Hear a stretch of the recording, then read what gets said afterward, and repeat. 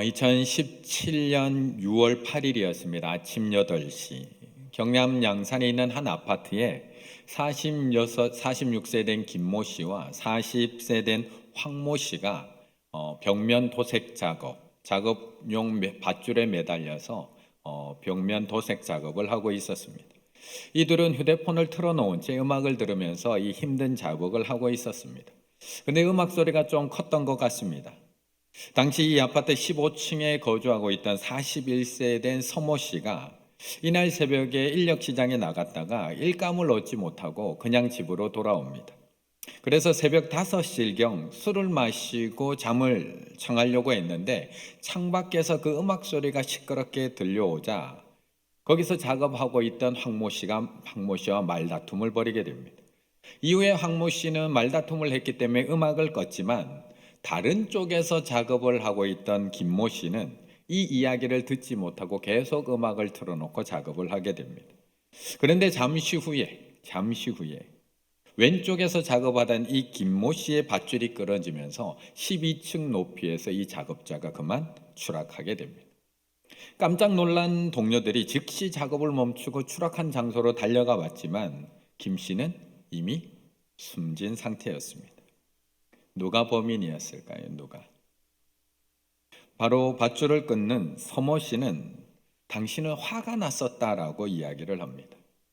새벽부터 인력시장에 나가서 일감은 얻지 못했죠. 가족들에게는 외면당하죠. 이제 술 한잔 먹고 잠들려고 하는데 창밖에서는 음악이 크게 들리죠. 화가 난 이 서모 씨는 화가 난 상태로 옥상 위로 뛰어 올라갔는데 처음에는 자신하고 다퉜던 황모 씨의 밧줄을 끊으려고 다가갔다가 반대쪽에서 음악 소리가 나는 걸 듣고 김모 씨의 밧줄을 끊게 됩니다. 그리고 그곳에서 작업하던 김모 씨는 12층에서 추락해서 사망하게 됩니다. 결국 이 한 사람의 분노로 인해서 아내와 딸 넷의 아들 하나를 키우고 있었던 이 46세의 성실한 가장은 생명을 잃을 수밖에 없었던 겁니다. 요즘 이렇게 왜 다들 화가 많이 나 있는 걸까요? 우리들은 요즘 왜 이렇게 분노 사회에 살아가고 있는 걸까? 옆에 분과 인사 나누시겠습니다. 화나신 건 아니시죠? 화나신 건 아니시죠? 네. 5절의 말씀 같이 한번 읽어보겠습니다. 5절입니다. 온유한 자는 복이 있나니 그들이 땅을 기업으로 받을 것이미요. 아멘. 예전에는 화병이 아내들, 여자들만의 병이었습니다. 힘들지만 참아야 했던 아내들이 그 억울함을 사귀지를 못해서 통증, 답답함, 불면증 등의 육체적인 문제로 드러났던 것을 통틀어 화병이라고 했습니다. 그런데 이제는 이 화병이 아내들만의 질병은 아닌 것 같습니다. 앞에서는 제가 양산에 일어났던 한 사건만 말씀드렸지만 40대 남성이 경남 진주에 불을 질렀던 그리고 뛰어나오는 주민들을 흉기로 마구 찔렀던 사건도 마찬가지입니다. 친구하고 싸운 뒤에 화가 난다는 이유로 돌을 들고 엘리베이터에 타서 여학생을 마구잡이로 때렸던 사건도, 몇 년 전에 충주에서는 인터넷이 느리다는 이유로 자신의 원룸에 이 방문한 수리기사를 흉기로 살해한 사건도 있었습니다. 경적을 조금 세게 울렸다는 이유로 야구 방망이로 위협하는 사건, 끼어들게 할 때 깜빡이를 켜지 않았다는 이유로 끝까지 쫓아가서 보복 운전하는 사건. 경찰청 조사에 따르면 우리 주변에서 발생하고 있는 폭력 사건의 39%, 거의 40%가 욱해서 벌어진 분노 범죄입니다. 또한 분노 범죄 중에 3분의 1은 도로 위에서 발생하고 있다라고 이야기합니다. 우리는 이런 화가 난 사회 속에서 살아가고 있습니다. 아이들은 학교에서 성적 문제로, 친구 문제로 화가 잔뜩 나 있습니다. 엄마들은 하루 종일 밖에서 일하고 집에 들어왔는데 산더미처럼 쌓여있는 설거지거리를 보며 쪽파에 누워있는 남편과 퉁명스럽게 이야기하는 아이들 때문에 화가 나 있습니다. 남편들은 하루 종일 밖에서 열심히 일하고 땀 흘려 일해 보지만 점점 벌어지는 임금 격차 때문에 화가 나 있습니다. 나라의 경제는 세계 10위, 세계 9위다라고 이야기를 하지만 나라는 점점 부자가 되어가고 있는데 우리 집 형편은 별로 나아지질 않습니다. 어느 회장님은 연봉으로 올해 90억을 받았다, 100억을 받았다라고 신문기사에 나오는데 내 통장에는 90만 원, 100만 원도 찍혀 있지가 않습니다. 지금까지 나는 나라를 위해서, 가정을 위해서, 회사를 위해서 열심히 일만 해왔는데 나라도 자식도 아무도 노년이 된 우리 부모님들을 책임지지 않는 이 사회 속에서 우리 노인들도 나라와 정치에 화가 나 있습니다. 그런데 이런 분노의 현상, 이런 분노 사회의 현상이 우리나라만의 문제일까요? 우리나라 사람들만 욱하는 성격이라서 우리나라 사람들만 날마다 화가 난 채로 살아가고 있는 것일까? 오늘 예수님 앞에 모여들어 있는 이 이스라엘 사람들의 마음도 그렇게 편안하고 여유롭게 이 말씀을 듣고 있는 것이 아닙니다. 우리는 우리가 편안하게 말씀을 읽고 있기 때문에 이 안에 들어있는, 이 내용 속에 들어있는 이 사람들도 예수님이 지금 팔복을 설교하실 때 편안한 마음으로 듣고 있다라고 착각하고 있지만 이 당시를 살아가고 있었던 이 사람들의 삶도 그래 녹록하지는 않습니다. 왜냐하면 이 당시는 이스라엘은 로마 제국의 지배를 받고 있었습니다. 그렇다면 삶이 어땠을까요? 삶이, 우리도 일본의 지배를 받아봐서 알지만 온갖 착취와 무시 당연했습니다. 우선 수많은 세금으로 공식적으로 뜯어가기를 시작을 합니다. 매년 인두세, 군역세, 국세라는 이름으로 세금을 뜯어가기 시작을 합니다. 뿐만 아니라 비공식적인 세금도 무지하게 많았습니다. 로마가 겉으로는 자치권을 허용해 주고 있는 듯 했지만 실제로는 대지주와 귀족들을 다 지배하고 있었습니다. 그래서 그들의 재산 박탈권을 가지고 있었던 것이 로마입니다. 대제사장을 임명할 수 있었던 권한도 총독에게 있었습니다. 자신들과 결탁되어 있던 가문의 제사장을 제사장으로 임명해 주었습니다. 또한 중간관리층도 사내들인 원로들이나 또한 이런 대가문의 사람들 중에 임명을 했고요. 세리들을 통해서 사회의 낮은 계층 사람들의 세금을 뜯어내게 했던 겁니다. 그러니 이스라엘 백성들은 지금 분노로 가득합니다. 로마에 대한 불만도 많았지만 저들과 결탁을 해서 높은 지위를 차지하고 동족들의 재산을 뺏어서 자신들의 배만 채우고 있던 그 귀족들과 지배 계층에 대한 분노도 이미 극에 달해 있는 상태라는 겁니다. 지금 편안하게 듣고 있지 않습니다.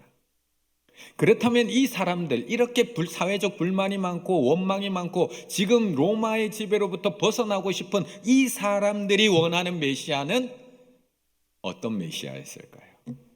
이 사람들이 원하는 메시아, 이들이 기다리고 있는 구원자는 정말 어린 양 예수님이셨을까요? 아니라는 겁니다. 로마의 학정은 1세기 이스라엘의 메시아적 열망을 더 뜨겁게 달궈 놓았습니다. 이들이 지금 왜 이렇게 몰려와서 말씀을 듣고 있을까요? 왜 구원자 메시아라고 하는 사람들을 쫓아다니고 있을까? 왜냐하면 빨리 해방되고 싶었거든요. 이들이 기대한 메시아는 다윗과 같은 강력한 왕 또는 장군으로서 로마를 물리쳐서 승리의 계가를 올려줄 개선 장군을 원하고 있었던 겁니다.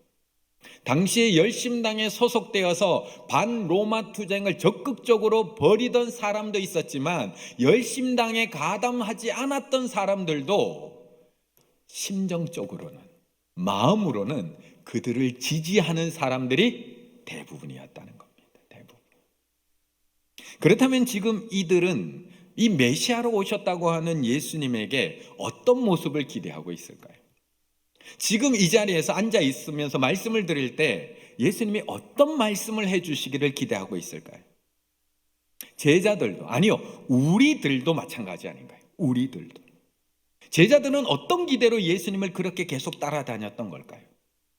우리는 예수님이 어떤 말씀을 해주기를 원하고 어떻게 나에게 역사해 주기를 위해서 이 자리에 앉아 있는 걸까요? 그런데 오늘 예수님은 그 이스라엘 백성들, 아니 우리가 기대하지 않는 말씀으로 세 번째 복을 이야기하고 있다는 거예요. 세 번째 복. 5절을 한 번 더 읽을까요? 5절입니다. 온유한 자는 복이 있나니 그들이 땅을 기업으로 받을 것이미요. 아멘. 모두가 다 다윗과 같은 왕이 나타나서 로마로부터 우리를 해방시켜주고 저 부패한 귀족들, 저 부패한 지도자들을 벌해줄 것을 기다리고 있었습니다. 그런데 거기에 앉아 서 계신 예수님께서 말씀을 하시는 말씀이 온유한 자는 복이 있나니, 온유한 자는 복이 있나니. 로마에 대해서 분노하고 있고 귀족과 세리들에 대해서 분노로 가득 차 있는 이 사람들, 누군가 조금만 선동해주면, 누군가 조금만 불을 지펴주면 금방이라도 폭발해 버릴 것 같은 이 무리들에게 예수님께서 앞에 서셔서 하는 말씀이 온유한 자는 복이 있나니. 그런데 이스라엘 백성들이 어떻게 이해를 할 수 있을까요? 이 말씀을. 이스라엘 백성들만 예수님의 이 말을 이해하지 못했을까요? 아니요. 이러한 예수님의 모습과 이러한 말씀은 이스라엘 백성들뿐만 아니라 세례 요한조차도 나중에는 이해를 못합니다. 그래서 이렇게 제자들을 보내서 묻습니다. 예수께 여짜오되 오실 그이가 당신이 오니까 우리가 다른 일을 기다려오리까? 우리가 기다리는 건 온유한 사람 아니거든요.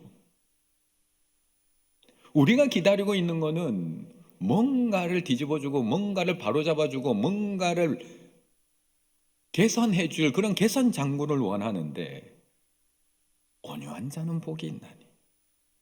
분명히 메시아로 이 땅에 오셨으면 다윗과 같이 힘과 능력이 있어서 고통 중에 있는 이스라엘 백성들을 구원해 내셔야 되는데 너무나 연약한 모습으로 이 땅에 오셔서 온유한 자는 복이 있나니라고 말씀하시는 그 예수님의 모습을 세례 요한도 도저히 이해 못해서 또 물은 겁니다. 그러자 예수님께서 이렇게 대답해 주십니다. 누구든지 나로 말미암아 실족하지 않는 자는 복이 있도다. 실족하지 않는 자는 복이 있도다. 그럼 이스라엘 백성과 이 세례 요한만 이 온유한 예수님을 이해하지 못했던 걸까? 제자들이 예수님을 따라다녔던 이유 뭔가요? 그걸 원해서 따라다닌 거 아닌가요? 그래서 예수님이 부활하신 이후에도 언제 이스라엘이 그렇게 됩니까? 라고 묻잖아요. 가룟 유다가 예수님을 팔아버린 이유는 뭔가요?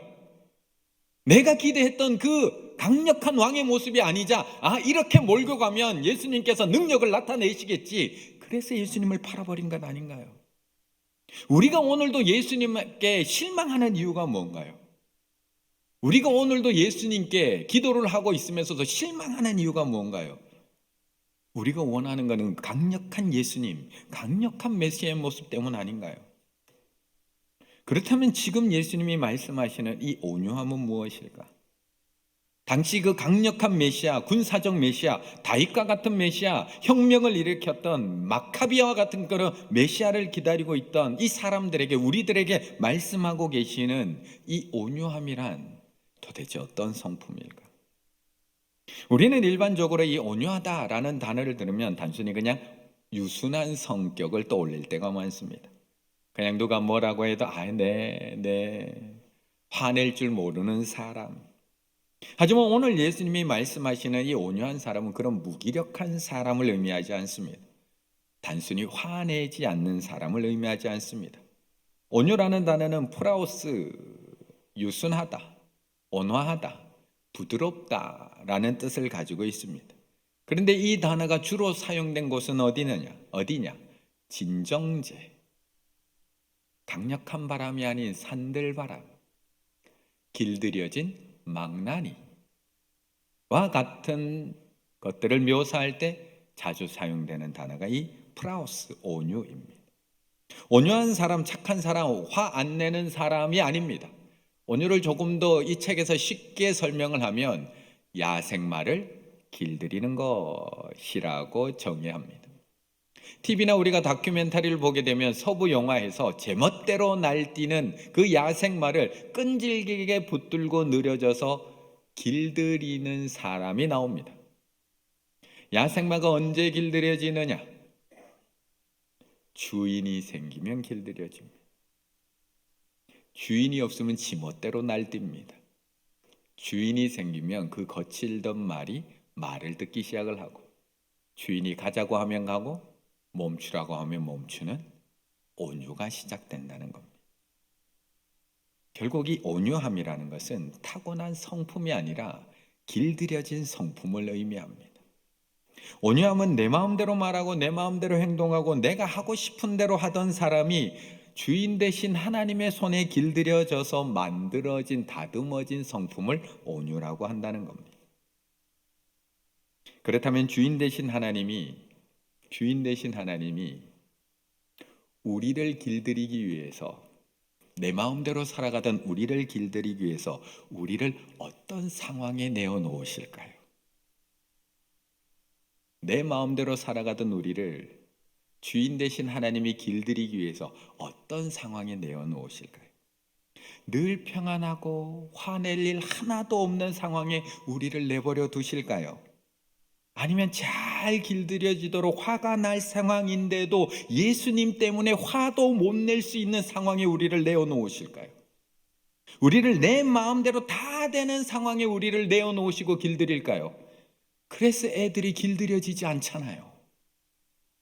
아니면 내 마음대로 아무것도 안 돼서 하나님 앞에 내 인생의 고삐를 맡길 수 없는, 밖에 없는 상황에 우리를 내어놓으실까요? 야생마를 길들이기 위해서. 이삭은 우물 팔 때마다 그랄 목자들이 와서 시기를 걸고 다투고 하는 상황에서 그 자리를 옮겨가며 온유하게 길들여집니다. 다윗은 궁전에서 그의 성품이 온유하게 길들여진 것이 아니라 사울에게 쫓겨서 광야로 황무지로 동굴로 숨어 다니며 사울을 용서해 줄 만한 온유함으로 다듬어집니다. 모세는요, 그의 온유함이 지면의 모든 사람보다 뛰어나다고 하신 모세의 온유함은 어디서 길들여진가요? 내 마음대로 할 수 있는 왕궁에서 자라면서 그 온유함이 길들여졌을까요? 아니요. 내 마음대로 할 수 있었던 애굽에서는 애굽 사람을 쳐 죽일 정도의 분노의 사람이었습니다. 시내산에서 십계명을 받아가지고 내려올 때도 이스라엘 백성들이 금송아지 섬기는 모습을 보고 화가 나서는 두 손에 들고 있던 돌판을 집어 던질 정도로 분노의 사람이었습니다. 그런데 그랬던 그가 내 마음대로 할 수 있는 게 아무것도 없는 그 광야에서 온유한 사람으로 길들여집니다. 그렇다면 하나님이 왜 지금 우리를 내 마음대로 아무것도 없는 상황 속에 우리를 놓아두시는 걸까요? 왜 이렇게 우물 좀 팔려고 하면 방해하는 사람이 나타나게 하시고, 왜 이렇게 나를 이유 없이 미워하는 사람을 만나게 하시고, 왜 이렇게 나를 쫓아다니면서 욕하는 시므오와 같은 사람을 만나게 하시고, 왜 이렇게 하나님을 의지하지 않으면 살아갈 수 없는 상황까지 우리를 자꾸 몰아넣으시는 걸까요? 하나님은 오늘도 우리를 길들이고 계십니다. 너에게는 주인이 있단다. 너에게는 주인이 있단다. 너는 내가 하고 싶은 대로 하고 내가 가고 싶은 대로 가고 네가 하고 싶은 말 마음껏 하며 살아가고 싶은 야생마일지 모르지만 너에게는 주인이 있단다. 나는 너를 하나님의 백성으로 길들일 것이고, 나는 너를 하나님 나라에 합당한 나의 자녀로 만들어 갈 것이고, 나는 너를 나의 신부로 그의 합당한 모습으로 아름답게 빚어갈 것이란다. 이게 온유함이라는 겁니다. 그래서 하나님은 오늘도 우리를 길들여 가고 계십니다. 그렇다면 나의 입술은 지금 잘 길들여져 가고 계신가요? 내가 하고 싶은 말 마음껏 하고 계신가요? 아니면 잘 통제받고 계셔서 하나님께 잘 길들이고 계셔서 내가 하고 싶은 말이 아닌 하나님의 뜻대로 말하고 계신가요? 나의 감정, 나의 행동 잘 길들여져 가고 계신가요? 내 기분대로 내 감정대로 마음껏 살아가고 있는 것이 아니라 주인 되신 하나님의 통제를 정말 잘 받아서 하나님의 성품, 하나님의 말씀대로 잘 길들여져 가고 계신가요? 이처럼 온유함은 단순히 성격의 문제가 아닙니다. 내가 성격이 급하냐? 내가 성격이 다혈질이냐 아니냐? 내가 욱하는 성격이 있느냐 아니냐? 이 문제가 아니라는 겁니다. 하나님의 통제, 하나님의 길들이심을 잘 받아들이고 있느냐? 믿음의 문제라는 겁니다. 믿음의 문제. 5절의 말씀을 또 한 번 읽습니다. 5절입니다. 온유한 자는 복이 있나니 그들이 땅을 기업으로 받을 것이며. 아멘. 만약 이 온유함이 성격의 문제라면 오늘 예수님은 화가 나 있는 이 이스라엘 백성들에게 온유한 자는 복이 있다고 말씀하시면 안 됩니다. 이 사람들은 화날 일밖에 없습니다. 시대적으로도 화날 일밖에 없고요. 정치적으로도 화날 일밖에 없고요. 경제적으로도 당장에 먹고 살 게 없어서 화날 일밖에 없습니다. 하루빨리 그냥 다윗과 같은 강력한 왕이 나타나서 저들 물리치고 우리를 해방시켜 주기만을 기다리고 있는 사람들입니다. 그런데 어떻게 온유할 수 있는 걸까요? 어떻게 길들여져야지 모세처럼 온유한 자가 될 수 있는가요? 어떻게 길들여져야지? 그것을 알기 위해서 우리는 민수기 12장 그 모세의 온유함을 잠깐 살펴볼 필요가 있습니다. 민수기 12장 3절 이렇게 이야기합니다. 같이 있습니다. 시작. 이 사람 모세는 온유함이 지면의 모든 사람보다 더하더라. 아멘. 이 민수기 12장은 모세와 모세의 형제였던 누이 미리암과 형 아론과의 갈등 속에서 하나님이 하신 말씀입니다. 모세가 구스 여자를 아내로 드립니다. 이방 여자를 취해서 아내로 맞이합니다. 아니, 이스라엘의 지도자가 어떻게 이방 여자를 아내로 맞이할 수 있지? 왜 그랬는지 저도 궁금하고 우리도 다 궁금하지만 성경에서는 왜 그랬는지 이유에 대해서는 단 한마디도 설명해 주고 있지 않습니다. 그런데 누이와 형이었던 이 미리암과 아론은 그들도 모세에게 아무도 묻지를 않습니다. 우리와 모세를 지금 당장 만날 수 없어서 묻지 못하고 있지만 미리암과 아론은 언제든지 물어볼 수 있는 관계임에도 불구하고 모세에게 단 한마디도 질문하지 않습니다. 너 왜 그래? 라고 묻지 않습니다. 단 한 번도 대화도 없이 기다렸다는 듯이 비방하기 시작을 합니다. 2절 그들이 이르되 여호와께서 모세와만 말씀하셨느냐 우리와도 말씀하시지 아니하셨느냐 하며 여호와께서 이 말을 들으셨도다. 이 문제에 대해서 불만을 제기하는 게 아니라 네가 결혼한 문제 왜 이방 여자와 결혼하고 있느냐고 문제를 제기하고 있는 게 아니라 왜 너만 하나님의 말씀을 듣는 것처럼 지도자의 역할을 하느냐라고 지도력에 대한 불만을 이야기하고 있는 겁니다. 지금까지 자신들이 가지고 있었던 불만을 이 사건을 통해서 쏟아놓고 있는 겁니다. 모세의 잘못을 들춰내면서 그동안 자신들이 가지고 있었던 이 모세의 지도력에 대한 불만을 비방하고 있는 겁니다. 그런데 하나님께서는 이 장면에서 이 사람의 이 모세의 온유함이 지면의 모든 사람보다 더하더라고 이야기해 주십니다. 왜 그렇게 이야기해 주시는 걸까요? 왜? 무엇을 보고 모세의 온유함이 우리들보다 훨씬 더 뛰어나다고 말씀하는 걸까요? 저들의 비방에도 아무런 대응을 하지 않아서 그런 걸까요? 그냥 저들도 이해하고 그냥 살아가서 그러는 걸까요? 전체를 위해서 나만 참으면 되지. 교회 평안을 위해서 나만 참으면 되지. 그냥 조용히 넘어가기 원해서 큰 소리 나는 거 싫어하는 성격이라서 그의 온유함이 모든 사람보다 더 뛰어나다고 이야기하는 걸까?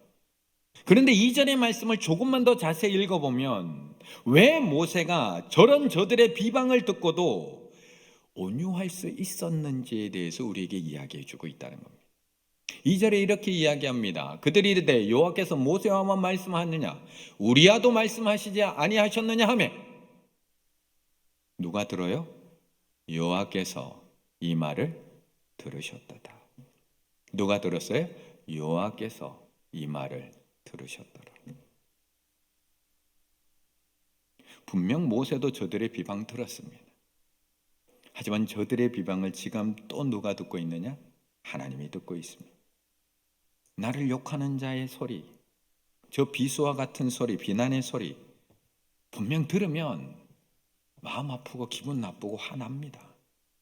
그런데 그 말도 안 되는 소리를 또 누가 듣고 계시느냐? 하나님이 듣고 계시다는 겁니다.